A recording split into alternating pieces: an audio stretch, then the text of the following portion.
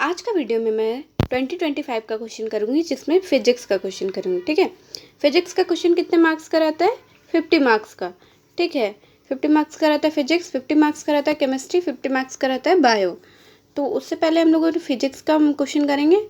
तो इसमें हम लोगों ने बहुत सारे एमसीक्यू मैंने प्रोवाइड करा रखा है अपने चैनल पर। ठीक है, बहुत सारे एमसीक्यू, और यहाँ तक कि 2025 का एमसीक्यू कहीं भी आपको नहीं मिलेगा। ठीक है, मिल भी गया तो बढ़िया है, लेकिन प्लीज़ आप लोग मेरे एफ़र्ट्स को ध्यान देते हुए प्लीज़ चैनल को सब्सक्राइब करें। अगर आपको कुछ भी चाहिए होगा तो नीचे कमेंट सेक्शन में पूछ लें। अगर मुझे पता होगा तो मैं ज़रूर से ज़रूर आपको इन्फॉर्मेशन प्रोवाइड करने का कोशिश करूँगी। ठीक है, कुछ भी आप लोग पूछ सकते हो कमेंट सेक्शन में। लाइक करो, सब्सक्राइब करो। ठीक है, तो सबसे पहला क्वेश्चन है क्या? The SI unit of electric flux. जो इलेक्ट्रिक फ्लक्स होता है, इसका एसआई यूनिट क्या होता है?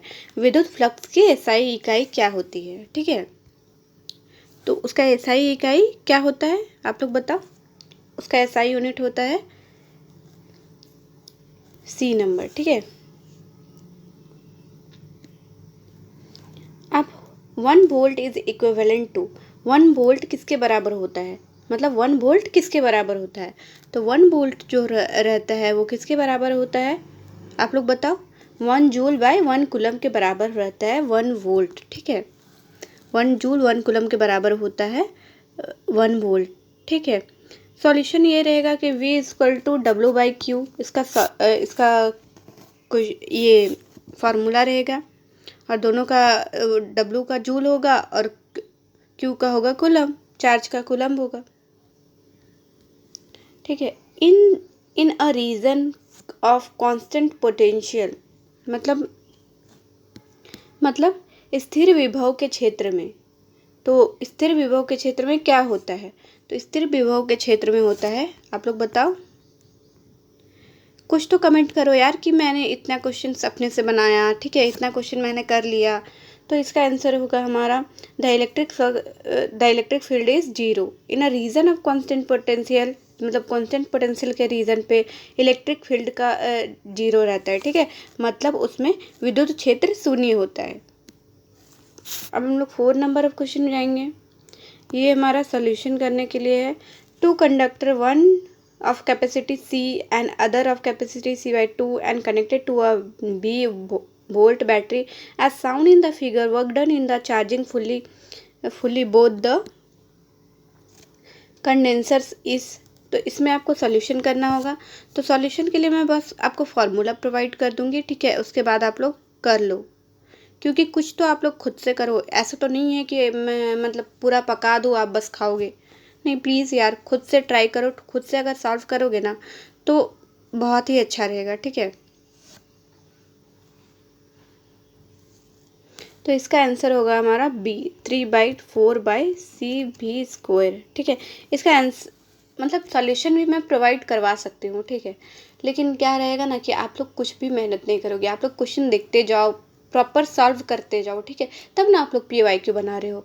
अब एकदम मैं सॉल्यूशन आपको प्रोवाइड करवा दूंगी। कुछ कुछ वीडियो में मैंने सॉल्यूशन प्रोवाइड करा रखा है। ठीक है, तो एकदम मैं सॉल्यूशन प्रोवाइड करा दूंगी तो वो अच्छा बात नहीं है। ठीक है, अब हम लोग जाएंगे 5th number of question. In a wire with 15 ohm resistance is stitched by 1/10 of the original length and volume of the wire kept constant, then resistance will be। तो इसमें क्या है, रेजिस्टेंस निकालना है। मतलब 15 ओम प्रतिरोध वाले एक तार को उसकी मूल लंबाई की 1/10 लंबाई तक खींचा जाता है तथा तार का अत्यंत स्थिर रखा जाता है। तो इसका प्रतिरोध होगा, प्रतिरोध मतलब रेजिस्टेंस क्या होगा? तो रेजिस्टेंस क्या होगा इसका रेजिस्टेंस होगा 18.15 ओम। ठीक है, अब हम लोग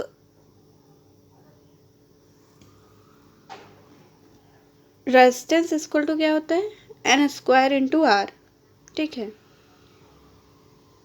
तो उसमें N² का वैल्यू देंगे 1.1, क्योंकि देखो 1/10 है तो उसको ये सॉल्व करेंगे तो 1.1 आएगा। ठीक है, उसके बाद resistance equal to N² × R। ठीक है, तो n इक्वल टू 1.1 है, 1.1 का स्क्वायर, ठीक है, इंटू क्या होगा 15, ठीक है, 15 ओम।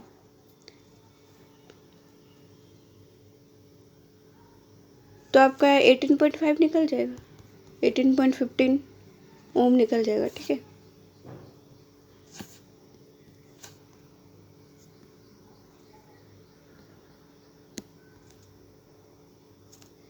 अब choose the current set of diagrammatic substance, मतलब क्या है, प्रति चुंबकीय पदार्थों के सही समूह को इंगित करे, ठीक है। तो इसमें से सही क्या है, ठीक है, तो इसमें से सही है हमारा bismuth, copper, lead and silicon, ठीक है। Which of the following material is used in a making core of a moving coil galvanometer, मतलब मूविंग कॉइल गैल्वेनोमीटर को बनाने के लिए कौन से मटेरियल का यूज़ होता है, मतलब चलती कुंडली गैल्वेनोमीटर का कोर बनाने में निम्नलिखित में से किस पदार्थ का उपयोग किया जाता है। तो चलती कुंडली गैल्वेनोमीटर को कोर बनाने के लिए कौन सा यूज़ किया जाता है, आयरन, ठीक है। क्या यूज़ किया जाता है, iron. Lenz law is the conservation of law of conservation, मतलब Lenz law is the consequence of law of conservation. तो किसका लेंस लॉ किसके बारे में बताता है, लेंस लॉ के नियम किसके संरक्षण का नियम परिवर्तित करता है। तो लेंस लॉ हमारा किसके बारे में बताता है, ये क्वेश्चन तो बहुत ईजी है। लेंस लॉ हमारा एनर्जी, ऊर्जा के बारे में बताता है, ठीक है। अब हमारा आ गया 9th question. A solenoid is connected to a battery so that steady current flow through it. If an iron core is inserted into the solenoid, the current will be. तो देखो आपको 2025 का क्वेश्चन जो है एकदम ही आपका 12th बेस्ड है, ठीक है, 12th बेस्ड है। और वही 2024 का क्वेश्चन आप लोग देखोगे तो वो 11th बेस्ड, मतलब 11th बोलते हैं 10th बेस्ड है, ठीक है, 10th। तो मैं वो भी प्रोवाइड करूँगी, इसीलिए मैं बोली कि इम्पॉर्टेंट क्वेश्चन का एक वीडियो मैं प्रोवाइड की हुई थी, तो वहाँ भी बोली मैं ये सब, ठीक है। तो आप लोग जाके इम्पॉर्टेंट क्वेश्चन का, इम्पॉर्टेंट चैप्टर्स का वीडियो भी देख सकते हो, और बहुत से exam pattern related, exam date related सारे वीडियोज़ आप लोग देख सकते हो, ठीक है।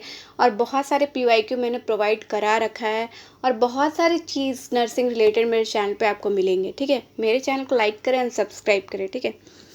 अब आगे हम लोग क्या पढ़ रहे थे, a solenoid is connected to a battery so that steady current follows through it.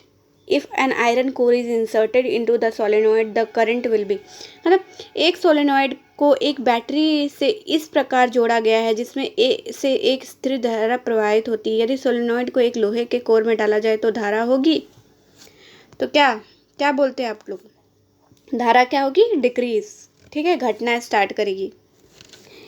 If number of turns in a primary or secondary coil increase to 2 times each the mutual inductance, तो mutual inductance कितना गुना होगा।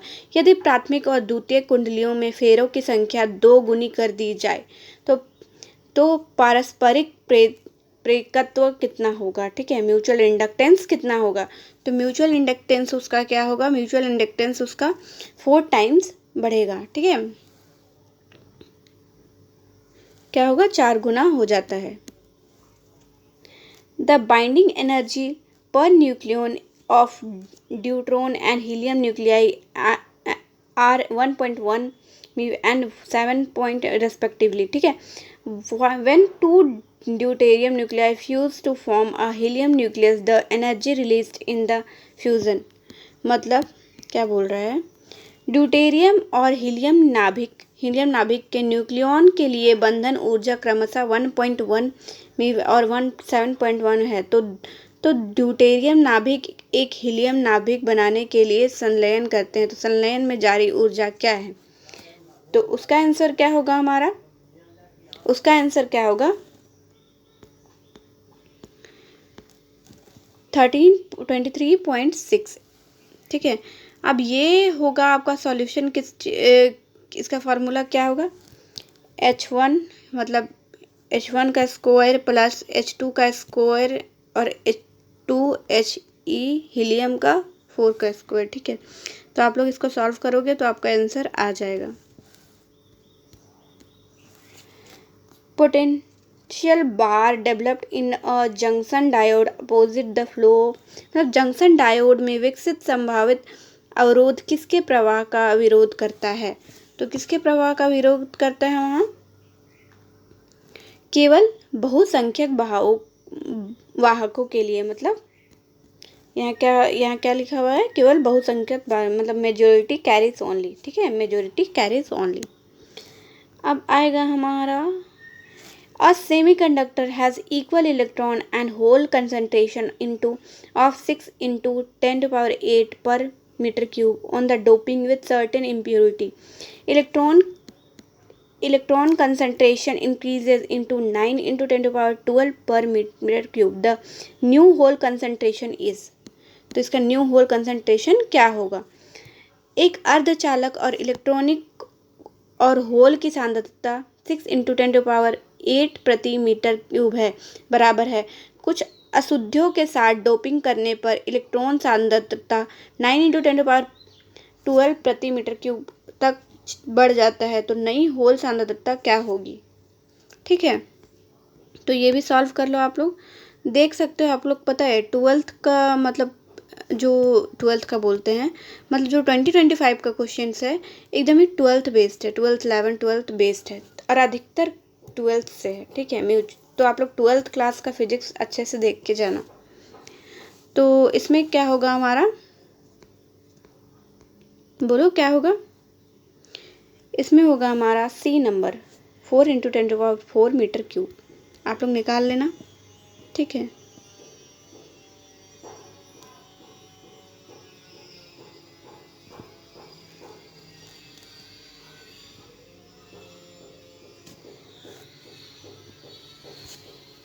अब आ गया हमारा 14 question, ठीक है। 5.774 gram of substance occupies 1.2 centimetre cube, express its density by keeping the significant figure in view.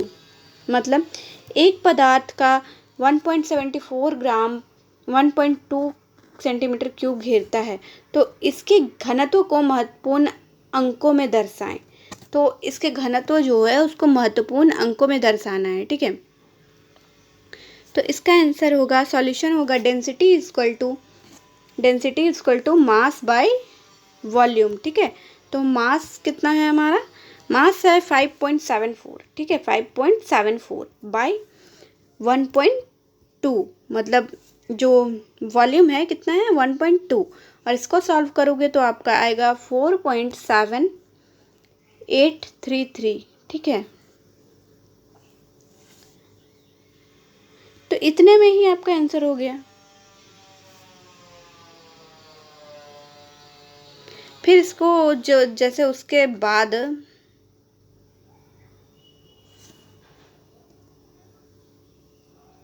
Sorry, इसका आंसर होगा 4.8, ठीक है, 4.8।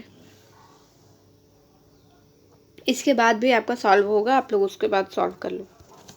The change in velocity divided by the time interval during which the change occurs called, मतलब वेग के परिवर्तनों को उस समय अंतराल से भाग देने पर जिनमें वह परिवर्तन हुआ है उससे कहते हैं। तो उसको हम लोग क्या कहते हैं?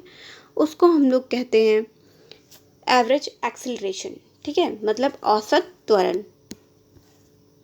What is the main cause of refraction of light, मतलब मेन काउज लाइट, मतलब लाइट का रिफ्रैक्शन का क्या है, मतलब प्रकाश के अपवर्तन का मुख्य कारण क्या है?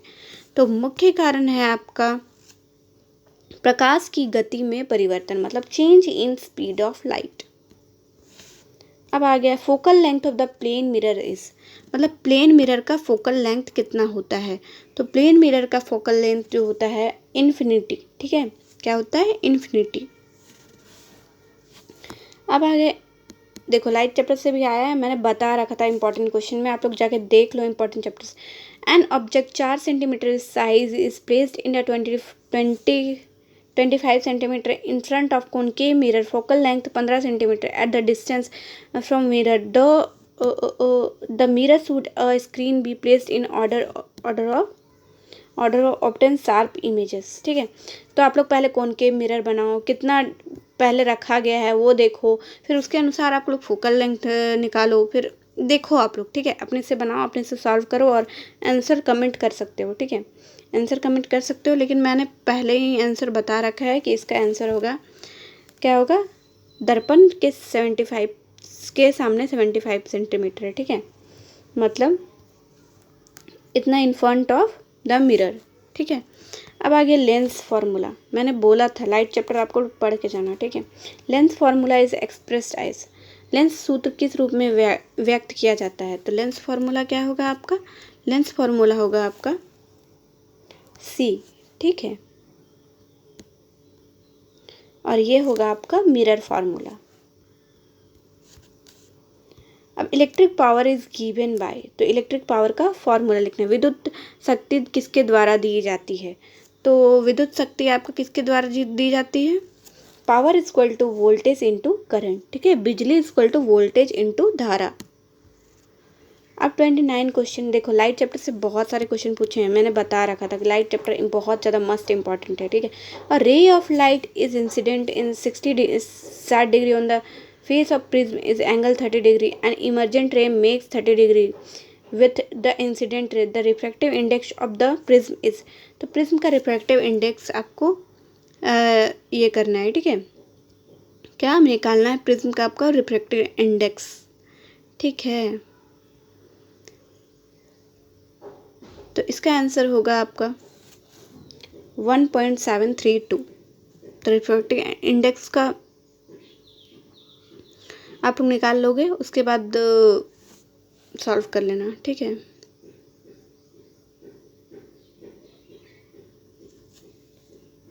सिंपल है, mu equal to sine I1 incident 1, फिर साइन R2 रिफ्रैक्टेड 1, फिर साइन 60 इक्वल टू कितना होता है, साइन 60 इक्वल टू साइन 60 होगा वहाँ ऊपर में और यहाँ नीचे होगा साइन 30, ठीक है, साइन 30, तो साइन 60 इक्वल टू √3/2, उसके बाद होगा आपका 1/2, ठीक है, sign 30 degree equal to.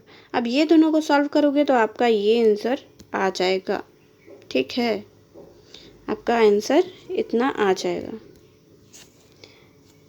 To the observe diffraction the size of the obstacle, तो साइज ऑफ द ऑब्स्टेकल विवर्तन के निरीक्षण करने के लिए अवरोध का आकार, तो अवरोध का आकार क्या होगा आपका, तरंग दैर्घ्य, मतलब तरंग दैर्घ्य के क्रम का होना चाहिए, मतलब should be the order of wavelength, ठीक है। अब 23 क्वेश्चन है, a metal surface ejects electron when hit by green light but होने none when hit by yellow light, ठीक है, the electron will be rejected when the surface is hit by, तो इसमें क्या होगा आपका, इसमें होगा ब्लू लाइट। तो अभी पहले हिंदी में पढ़ देती हूँ, ठीक है।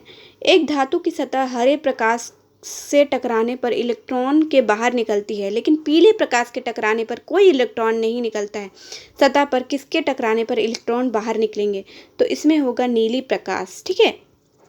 अब आ गया when the velocity of electron increases, जब इलेक्ट्रॉन का वेग बढ़ता है तो उसकी डी ब्रॉगली तरंग दैर्घ्य क्या होगी, तो इट्स डी ब्रॉगली वेवलेंथ क्या होगा, जब इलेक्ट्रॉन का वेलोसिटी इंक्रीज होगा तो उसका डी ब्रॉगली वेवलेंथ क्या होगा, डिक्रीज होगा, ठीक है, क्या होगा, डिक्रीज, कम हो जाती है।